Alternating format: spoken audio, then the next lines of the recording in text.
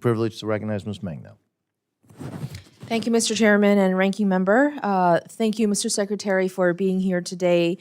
First, I wanted to continue to urge you and the President to do everything in your power to bring home the 58 hostages who Hamas still holds in captivity.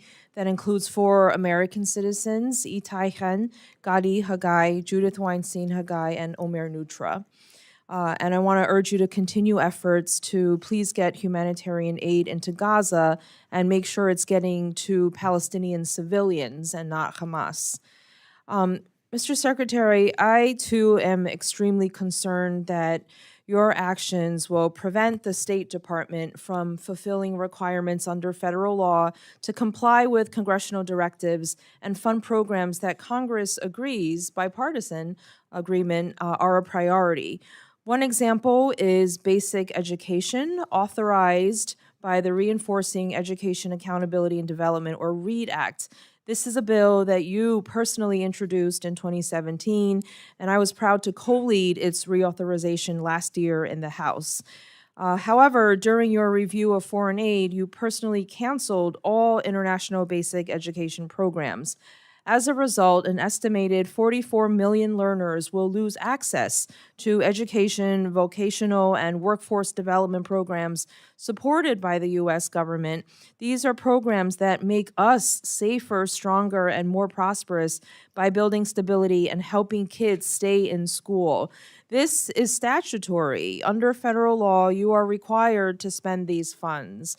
What is your plan to fulfill the congressional directives of the READ Act and ensure millions of children around the world can stay in school? Well, number one, we always looked at, I would characterize that as development assistance, because that's what it is. You're trying to build the development capabilities of a country. And I think those would have to be driven, we would be open to doing programs that work, but they would have to be driven because an embassy or a regional bureau thinks these kinds of programs will work in this particular setting as opposed to this global view on it. But just because something's called something nice doesn't necessarily mean that's what it's delivering on. There are many of these programs where, frankly, if you talk to the partner nation, they would say, I'll give you an example. I was recently in one of the Caribbean nations, and they're very grateful for help with schools, but their number one need is security. They have to build up their police departments and their security assistance. So they would tell you, before we can focus on our educational systems, we want to build capacity in our law enforcement so we can provide security so that then our society can flourish and that could be possible. That doesn't mean education is not important.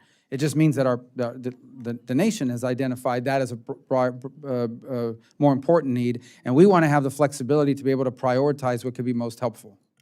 So that I agree, and we would love to work with you on potential legislation and programming on safety and security. But this legislation, it's not just something that sounds nice and has a pretty title. We worked on this together, the Senate, the House, Republicans, Democrats. It's something that's important and keeps us safe, and that is, statutory. That is something that has been touched. And so I wanted to follow up also in the same vein with international family planning and reproductive health programs. You have also canceled all of these programs. These programs are life-saving. In 2024 alone, they were estimated to save the lives of 34,000 women and girls, prevent over 5 million unsafe abortions, and serve over 47 million women and couples around the world with modern contraceptive care. You are statutorily required to spend $575 million in bilateral international family planning awards, as Congress provided in 2024. What is the plan? There's no plan. As I said, on those programs, with regards to that, there's no plan to spend that money. We're not going to be in that business globally. I mean, we're not going to do it. So it doesn't matter that Congress passed the law? Well, the money, that's not, the money that's been appropriated is for that purpose, but the way it's been spent, those programs, the way that money was being spent and the specific uses, we're not going to continue to do it in that same way. What is the plan then?